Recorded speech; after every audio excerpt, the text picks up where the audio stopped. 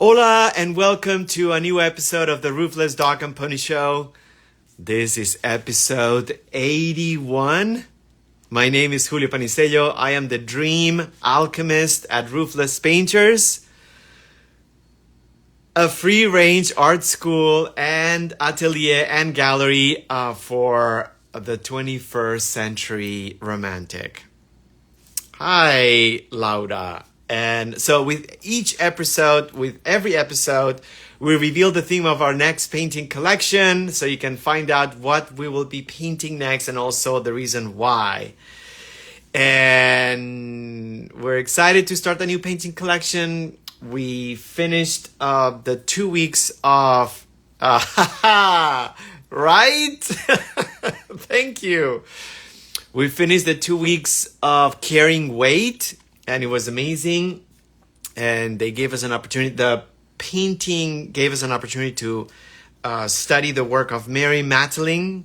I'm not sure exactly how to pronounce it, but a contemporary artist who lives in New York. But anyhow, we just moving forward. Another collection. We're starting today with the presentation, technically tomorrow. But yes, we will explain where the painting thing comes from after we present it, and also how it relates to our contemporary time.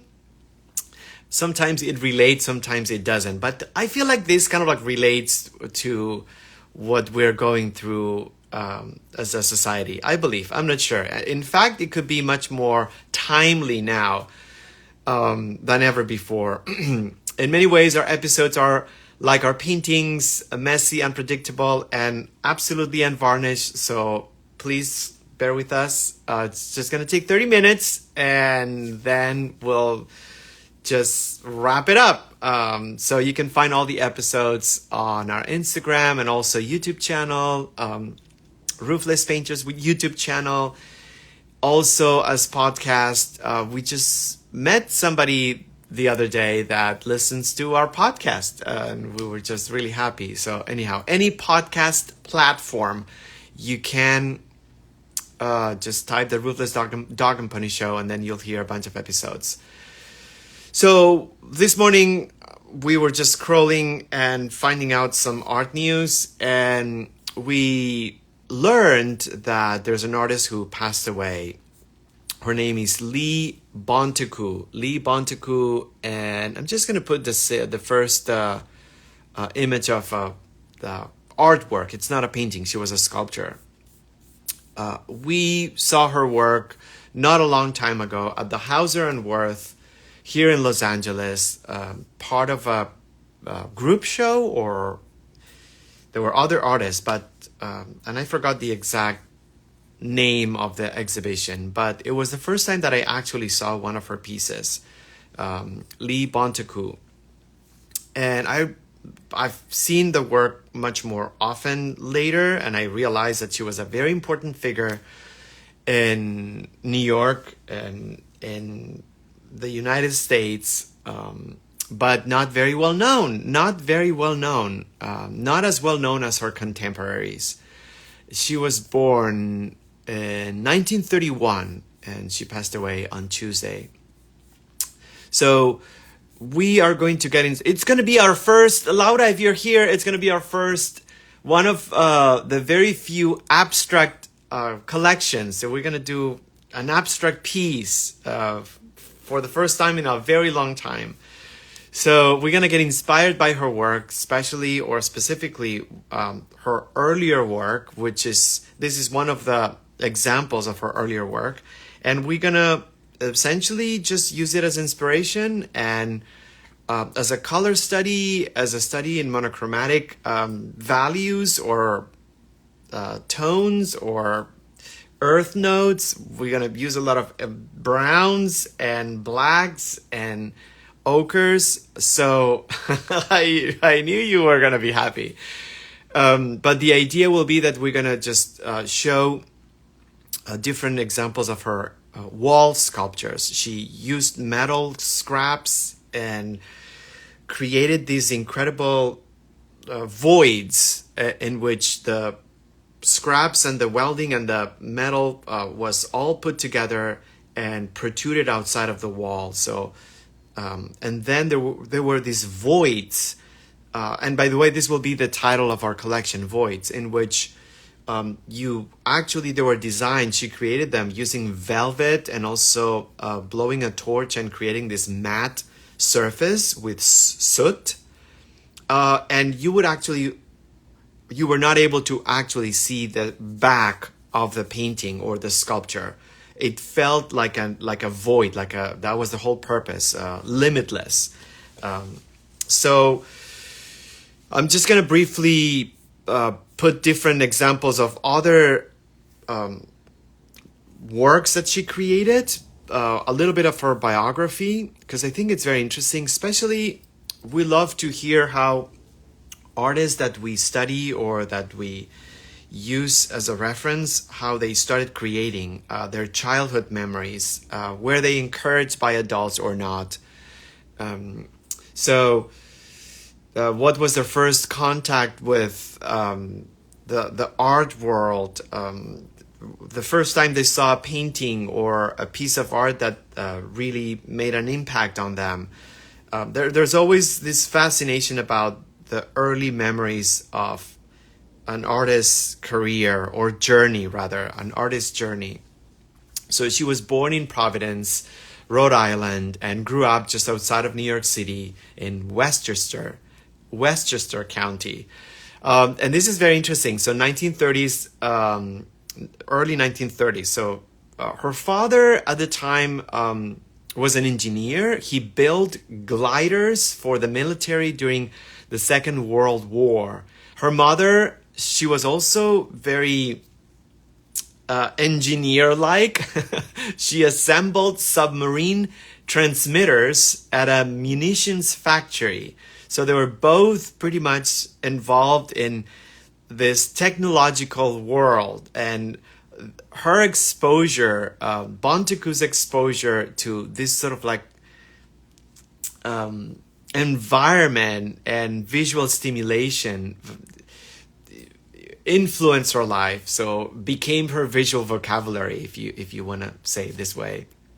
She had an early fascination for engineering and mechanics and industry and machines. So that's why her work didn't really fit at the time, especially when she started creating it, like maybe later, with the trend that was happening, the abstract expressionism, painting.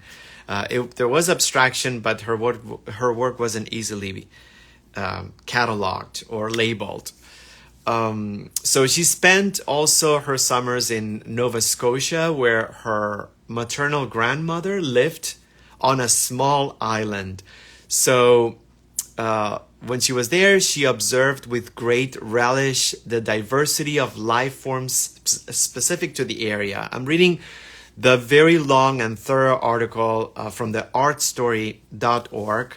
Much better than Wikipedia and much better than the obituaries that you're going to find out there, marking her death, essentially, her passing, I should say. So nature was very important. So on her work, there's a combination of the technological, the material, the human-made, but also the natural forms. Hence, these kind of like organic metallic sculptures that she created. They were made with rough and hard and cutting materials, the byproduct of war. But at the same time, she just created these very organic forms that felt almost like cyborg-like, combination of human and nature and machine that were fascinating. They are fascinating, and she just gained such a great reputation and fame, I would say, when she created them. No one else was doing this kind of thing. But anyhow, she changed later when she got married and had a daughter. And mostly she went back to this admiration and fascination for nature.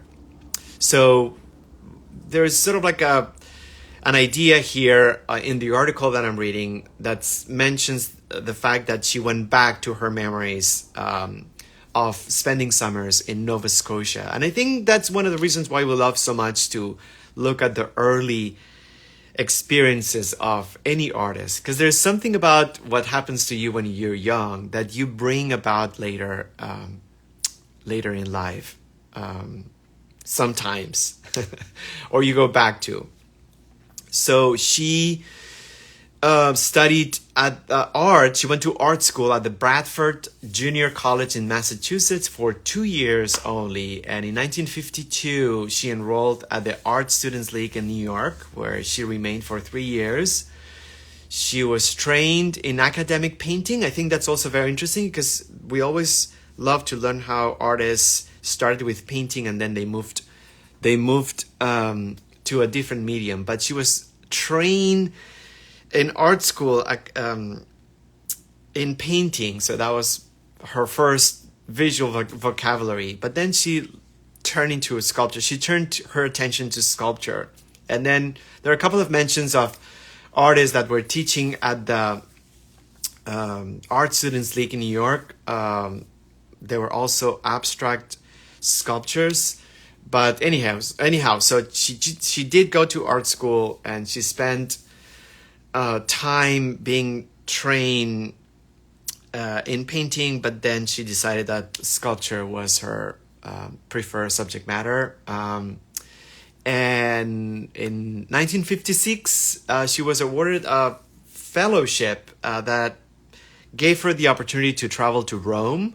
And she spent there an entire academic year, and she talks about the influence of Italian art, ancient Italian art, not so much contemporary, but she went back to Italy periodically, and she loved to study art and also architecture.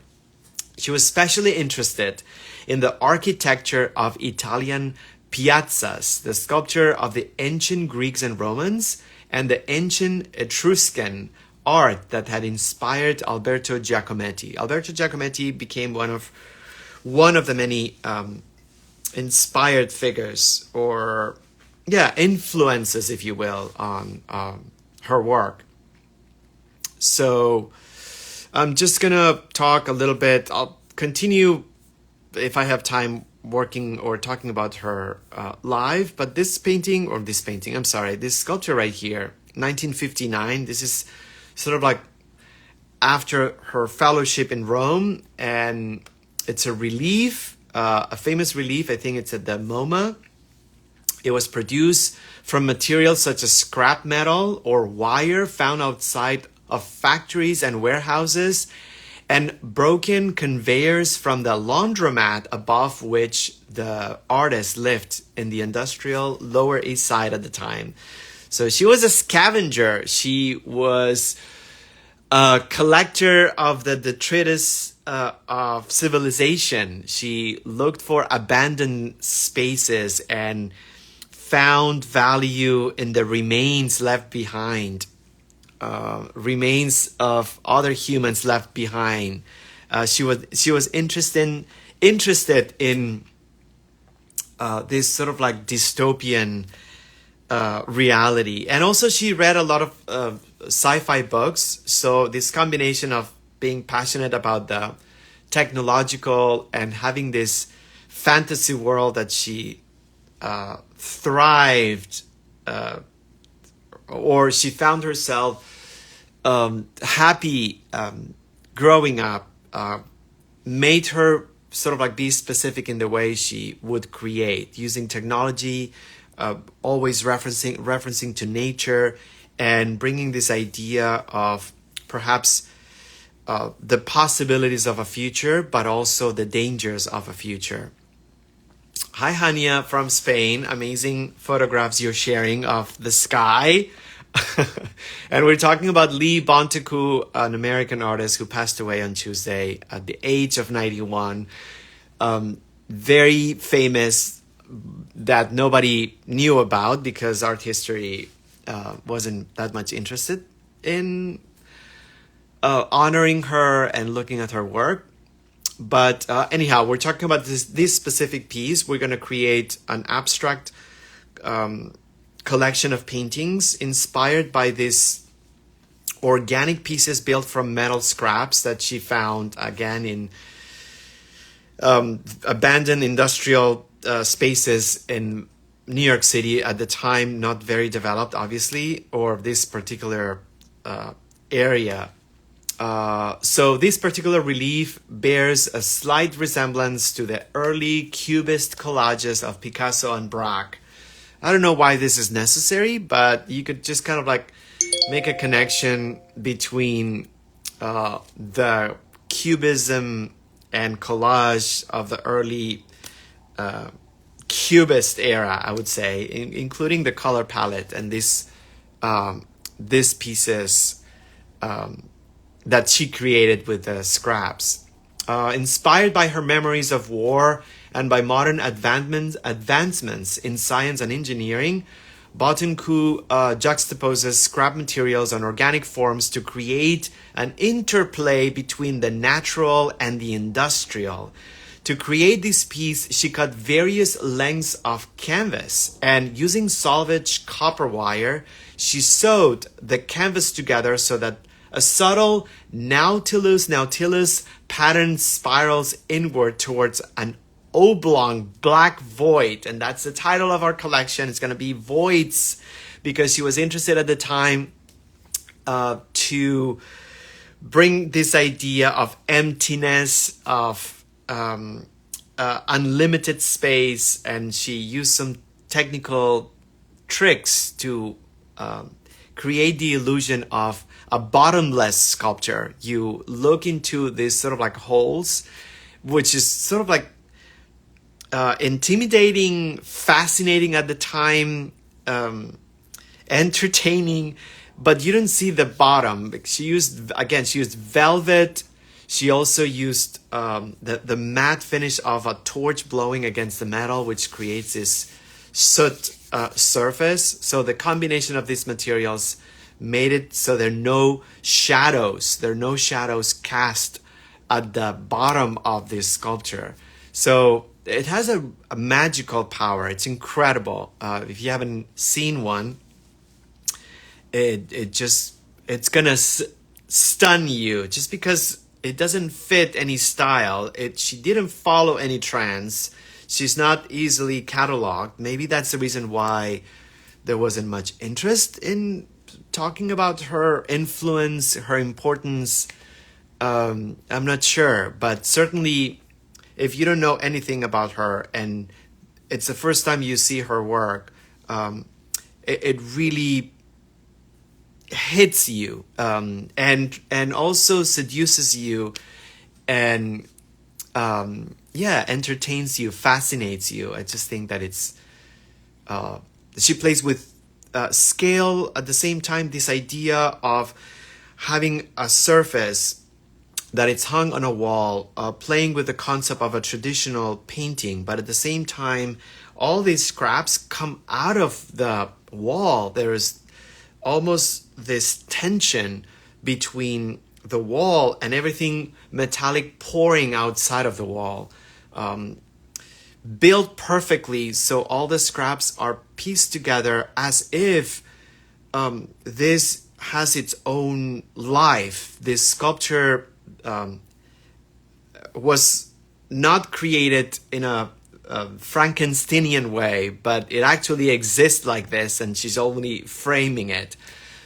Also, visually, you could tell that she's very careful to play with aesthetic harmony, with aesthetics, with form, in a way that it's also very tasteful and sophisticated. As hard as the sculptures are in the sense of materials and the welding and gaps, and nothing's polished, nothing's sanded, dense, but then the overall image or the overall effect, it's extremely sophisticated. The palette of the metal, the way the light reflects and creates different shadows, it almost feels like metallic skin. And there was something that really bothered her because she was shown among many male artists at the time. Leo Castelli, the famous art dealer and gallerist in New York, he had a, she had a solo show in his gallery. And he also invited her to be part of like several group shows, at least one that I'm reading of. She was the only female artist part of those group shows. So some of that made her sort of like a feminist icon. And some art critics at the time started talking about her work in the sense that, they said that these were holes, orifices, and, they started bringing this idea of maybe sexualizing her work. And the way she speaks about it, she got really sick of this. It wasn't her intention. This was not what was behind her idea of creating this cyborg-like pieces. She detested her work to be seen as reference for or example of feminist art. She didn't do this to represent vaginas or holes, body holes. She was fascinated with this kind of like constellation of the natural and the technological, and the void was an expression of the horrors of war, the fact that this kind of like bottomless pit. It was an expression for her of, or an example of how to represent fear and hopelessness, especially because she experienced, she didn't experience the horrors of the Second World War, but she saw it. And in fact, I highlighted something related to that maybe, let me see if I can just find it, because I just find it very important and interesting to mention. And I have some time, so I'm gonna finish in just a few minutes. Let me just kind of like bring this reference. Never mind, I don't see it. Bontekoe purposely left the connecting wires visible. Not only does the visibility of the materials create a sense of brutality and brutal honesty, but it lends the relief a kind of harsh, unforgiving character which the artist associated with warfare.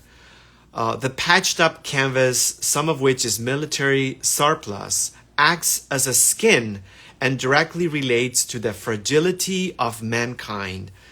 And again, this was done in 1959, and she's known for this specific work, but then she got tired of doing this, and there's some more work that has nothing to do with this that unfortunately it wasn't well received, even though the LACMA here in Los Angeles in the 90s, they did a retrospective, and also the Hammer Museum here in Los Angeles that brought more attention to her work. But after she left New York as well, because she was sick and tired of New York turning into, she called it a boutique. It's not the whole sculpture, but anyhow, this was done in 1961, a couple of years later. By the time Bontekoe created this piece, her wall reliefs were becoming larger and more complex.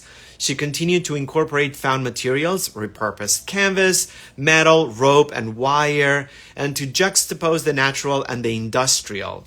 In this work, she references the iconography of popular science fiction, the concept of the cyborg, a creature that is both human and mechanical, playing a central role in the narrative of this sculpture. In fact, there's another sort of like inspiration, but anyhow, the pieces of canvas in this work are grouped tightly in a patchwork arrangement and held together with a series of metal belts.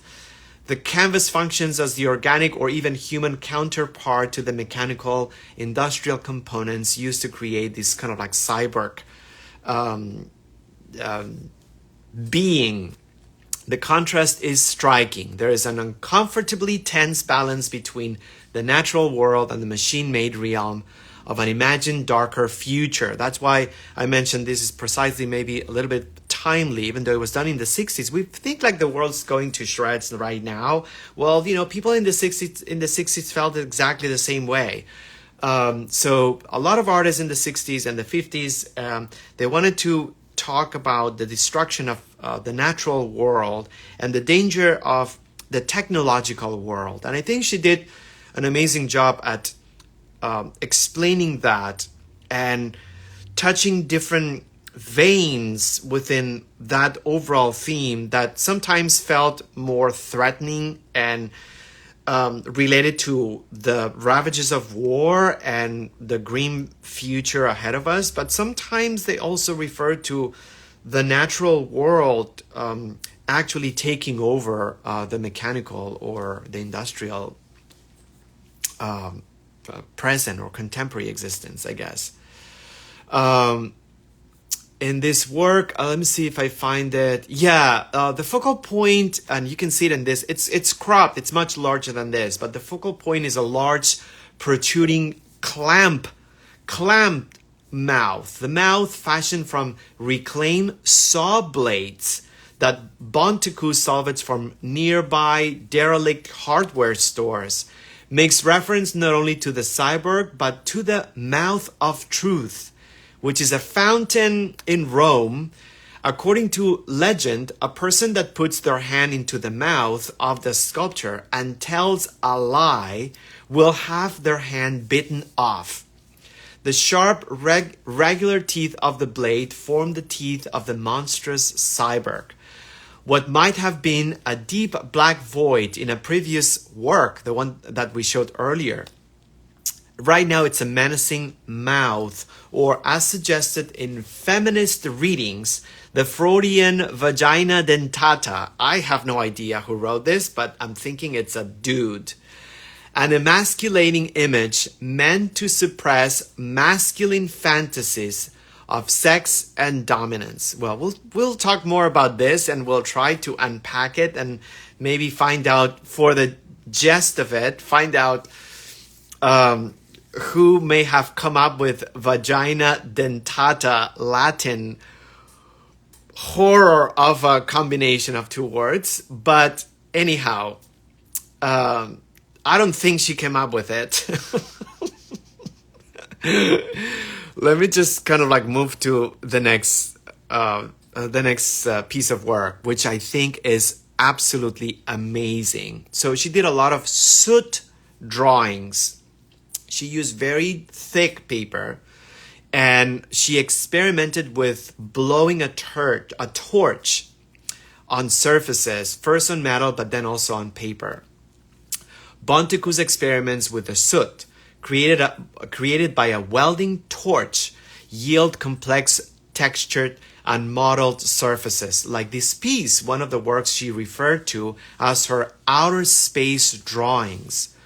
Here she explores the theme of celestial mystery by creating a fictional landscape, an anxiety-provoking spatial dystopia. Bontekoe used heavier weight paper, which she found to be less susceptible to damage from the heat of a blowtorch.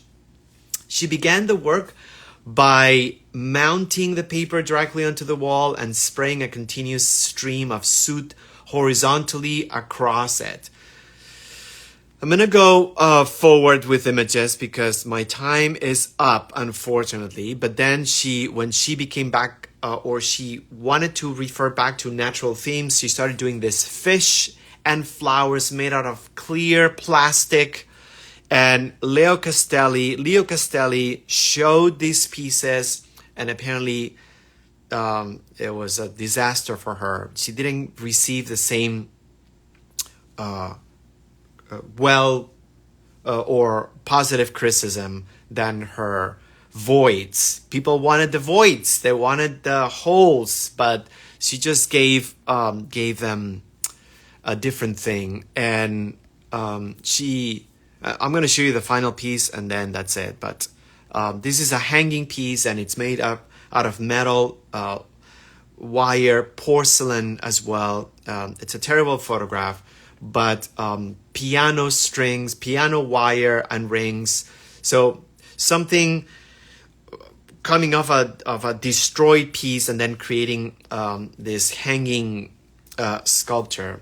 But going back to the theme and the collection, we're gonna get inspired by her voids, her most famous body of work. We're gonna talk about influences. We're gonna talk about technique. We're gonna talk about visually how we can translate this from a sculpture to a painting. And the exercise we're proposing will be to just find images, or use an image of Lee Bottinku as, I don't even know if I'm pronouncing her last name right, but I hope I am,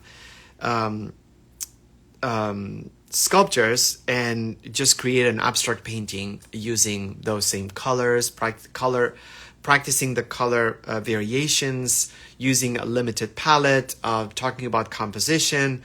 And I think it could be a really interesting proposal to break up from figuration that we've been doing for such a long time, and then realize how hard it is to actually work with abstraction. So webinar is going to be tomorrow, 11 a.m. Pacific time. Hania, I hope you're having a great time in Spain. Victoria, if you're here, thanks for being here or popping in.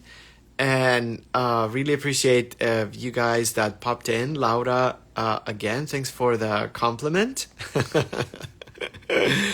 And tomorrow we're starting Voids, paintings inspired by Lee Bottinku. And we're going to talk more about her and all the things that were written about her work that maybe had nothing to do with what she tried to explain. I don't think she had in mind vagina dentata when she did that piece.